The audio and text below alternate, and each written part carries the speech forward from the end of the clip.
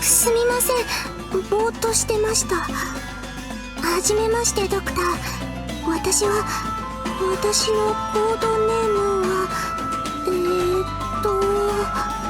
あ、思い出した。ビーズワックスです。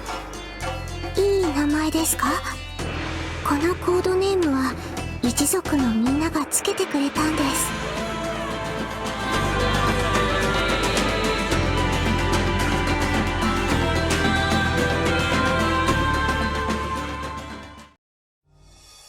Hi, welcome back to another video. In today's video, we're going to talk about Beeswax, a 5-star model caster.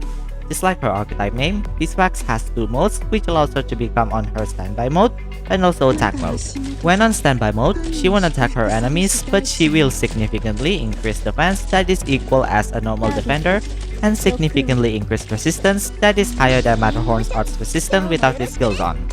The only way Beeswax can get into her attack mode is by activating her skills, which she will act as an AoE caster that does damage to all enemies in her range, which her attack range is the same as Sora's attack range. Because of this, Beeswax has opened an opportunity to become a tank who can also do high odds damage to the enemies.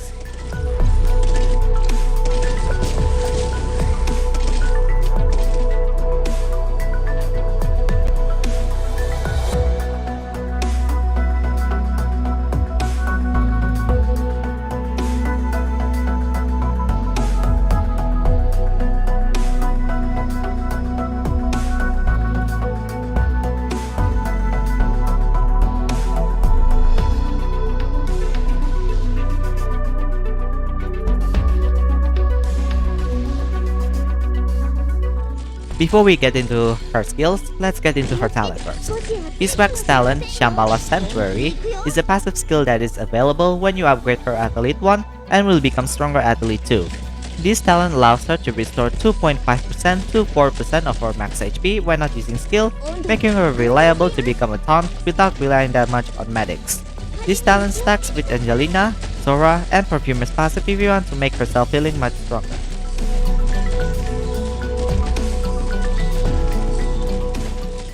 Moving on to Beeswax's first skill, Growing Sandstorm.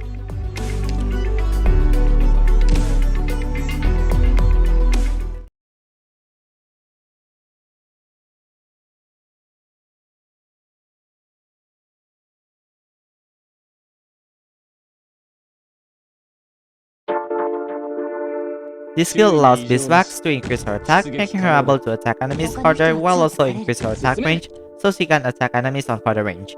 This skill is a skill if you want to use Beeswax as your AoE DPS and in need of constant AoE DPS because this skill is faster than AoE caster's basic attacks. Before I get into her second skill, be warned that activating this skill will immediately reduce Beeswax's defensive stats, making her very squishy when the skill is activated. If I may give you some advice, think of your deployment order when using her first skill or either using Shining and Nightingale to increase her tankiness.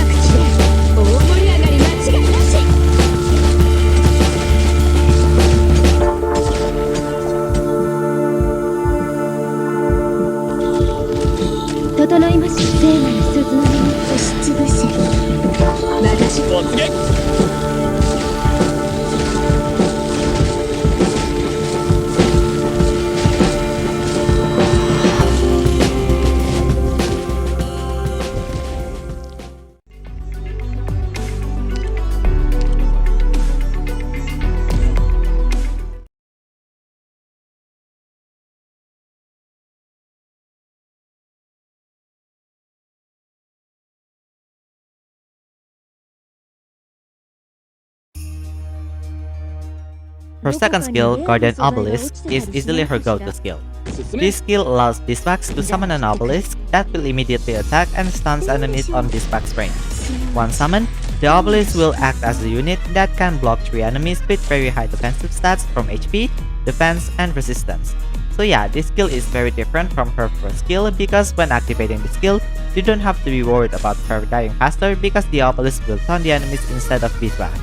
This skill has less DPS output than her first skill because this skill does not increase beeswax attack, but since beeswax my priority is to become taunt, it doesn't really matter because her overall kit is very defensive than most ranged units in general.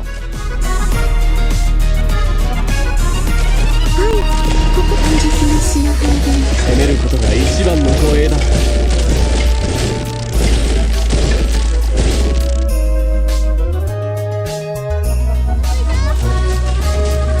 んでしょう、押しつぶせ。あ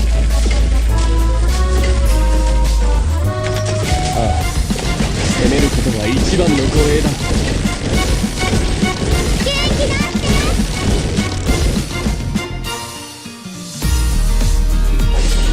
なんでしょう、金色の砂肌で遅い。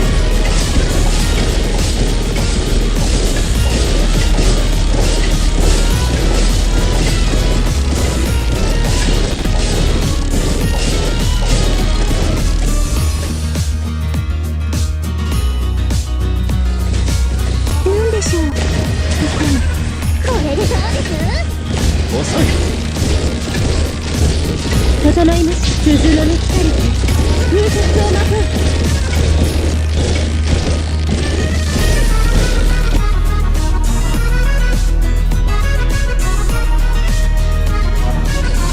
はい、ここにいます。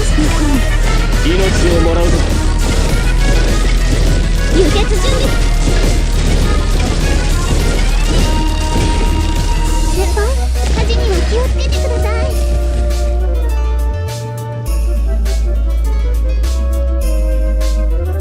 時間ぴったりだ。帰るぞ。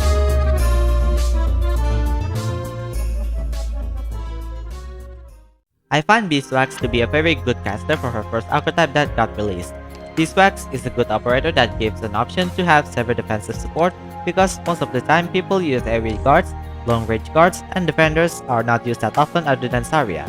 Whether her second skill is activated or not, she's still safe from getting killed because her obelisk compensate her to take the tanking role while she attacks the enemies. Beeswax can also heal herself, which makes her very independent on her own and not needing healer that much. Because of this alone, this opens up opportunity to use Beeswax on some CC stages. But of course, every operator has their own weakness.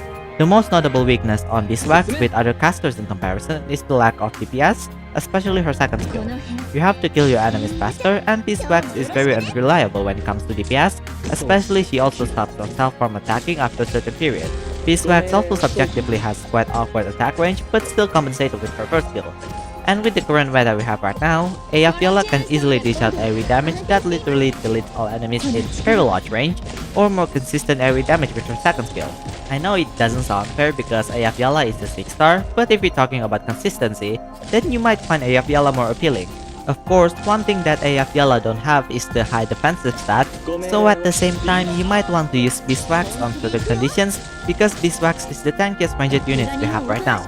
Another thing to note is that while Beeswax's defensive stat is massive, it's not necessarily needed in all scenarios, making her very niche. But once you really need it, then you will find yourself in ease on clearing your operations. Overall, I'd say Beeswax is a good unit. She is lacking in DPS, but she has very good defensive stats that opens up wide opportunity to those who need alternative taunt because those casters and stun snipers can be very annoying. Do I recommend building Beeswax? In my opinion, 100% yes. Thank you so much for watching. If you liked that video, be sure to like and subscribe to my channel for more Arknights and Genshin Impact videos I post every single week. Thank you to my supporters and I'll see you guys on the next video. Says everyone, peace out.